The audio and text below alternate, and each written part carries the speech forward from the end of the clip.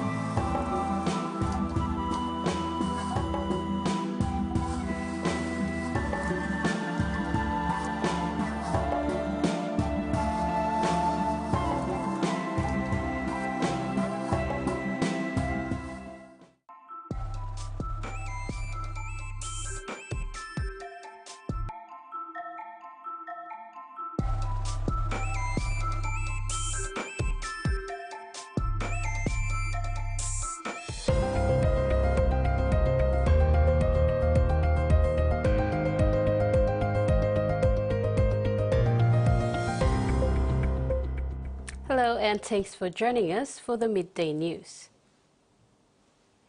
The government's disaster relief operations continue at the Mulitaka disaster zone in Enga province.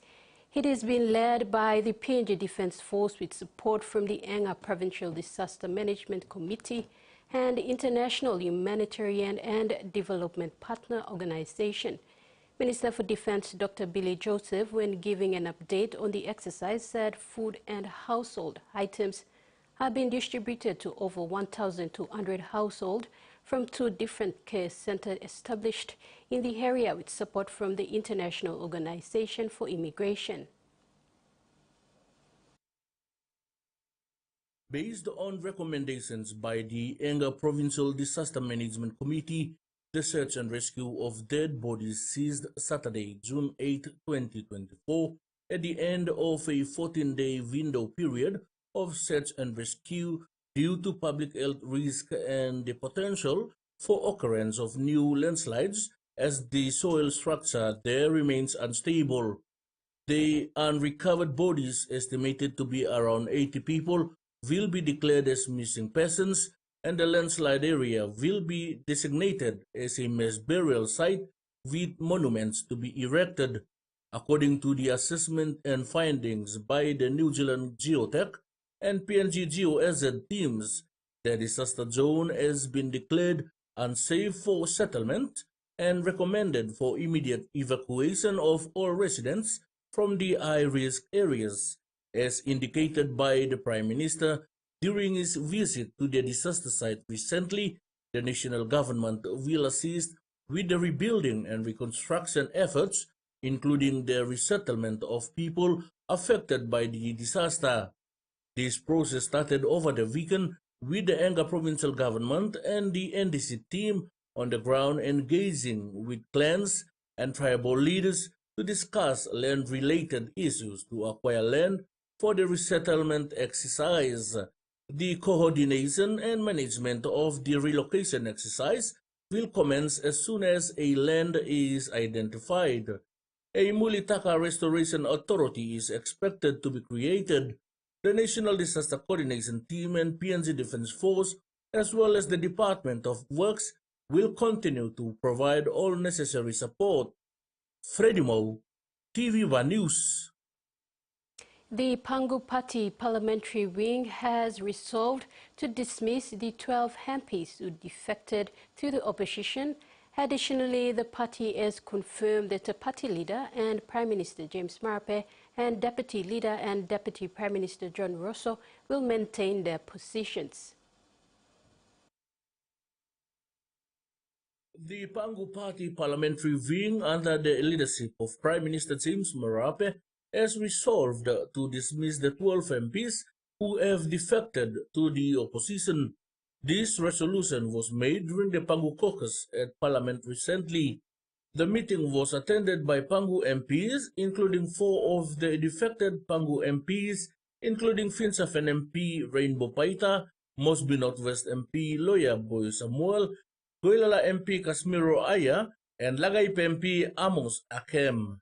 Those MPs who defected were asked to present their case, after which the meeting resolved that the 12 MPs be given 7 days' notice of their dismissal from the party. The Prime Minister clarified that the Pangu Party constitution gives them the choice to appeal if they do choose for readmittance to the party. Furthermore, Mr. Marape says he has placed the Pangu Party leadership on the table for members to elect a new leader. Members unanimously agreed that there is no leadership vacancy and reaffirmed their support on the current leader. Freddie Moe, TVWAN News. 34 women from Ward 1 of the Medang Urban Local Level Government have completed a financial literacy training recently at the Raunwara Informal Sector Market in Medang Province. The 2-day training, which started on June 3rd, was conducted by Irustabil, a financial literacy trainer, and was funded by the Office of the Ward 1 Councillor. Maybank Branch Manager Paul Lack, who was the guest of honor at the certificate ceremony, emphasized the importance of educating women on financial literacy and equipping them with the knowledge they need when using money. The training certifies the women to receive financial assistance from financial institutions to start small and medium-sized enterprises. Day 4 of the 13th. Apologize for that. The Queensland government has raised the stamp duty, thus fought for first home buyers in the latest cost of living relief measures. The opposition say it's been calling for the change for months, accusing Labour of losing credibility. It's another pre-budget sweetener on a street the government probably wishes every press conference could be held. The best thing we can do for a Queenslander's cost of living for their lifetime is help get them into their first home. The stamp duty threshold will be lifted to $700,000 from $500,000 for first home buyers, and the vacant land threshold raised to $350,000 from $250,000. We anticipate this reform will help 10,000 new first home owners each and every year. Places like Greater Brisbane or certain parts of the southeast corner, we know that median property prices are quite high, and so the 700 is still a little bit modest but a great starting point. Stamp duty costs tens of thousands of dollars and is often a significant hurdle for many prospective home buyers. The opposition quick to point out it proposed a similar measure in January. How many young Queenslanders have been locked out of their first home while the government spent all this time trashing our policy idea? The government will cover the cost of the policy by increasing the foreign investor land tax surcharge to 3%. The relief today was largely welcomed. Anything to help people get into houses sooner. Gives young people more of a chance to get in the market without having to go to the bank of mum and dad. Positive for everyone all the way around if there's more houses being built. Who first proposed raising the stamp duty threshold won't matter to Queenslanders desperately trying to buy their first home. The political debate demonstrates the two parties are acutely aware of how much the housing crisis is weighing on voters' minds. The federal coalition has committed to dumping a key climate target should it win the next election. The opposition would abandon Australia's 2030 emission reduction target, arguing 43% by the end of the decade is unachievable, and that dropping the target would threaten Australia's place in the Paris Climate Agreement. The opposition says it would remain committed to reaching net zero emission by 2050 through reliance on gas and nuclear power. The government has criticized the announcement, arguing it risks Australia's international reputation and certainty for industry. Climate Change Minister Chris Brown says a reduction of the target would be in the breach of the Paris Agreement.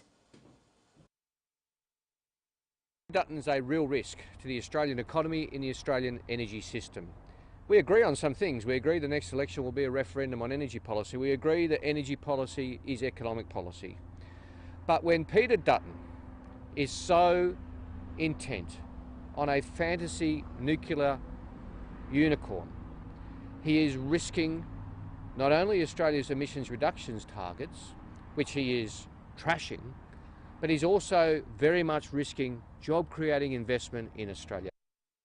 In sports, the Hesby PNG Hunters, after a recent sloppy performance, have lifted their game to down a spirited Western Clydesdales in a close 28-22 scoreline at the Toowoomba Sports Grounds in Queensland on Sunday.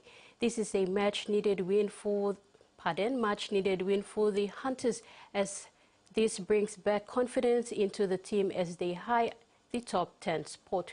Clydesdale sides at the bottom end of the competition points table. They give their best against a physical Hunters outfit.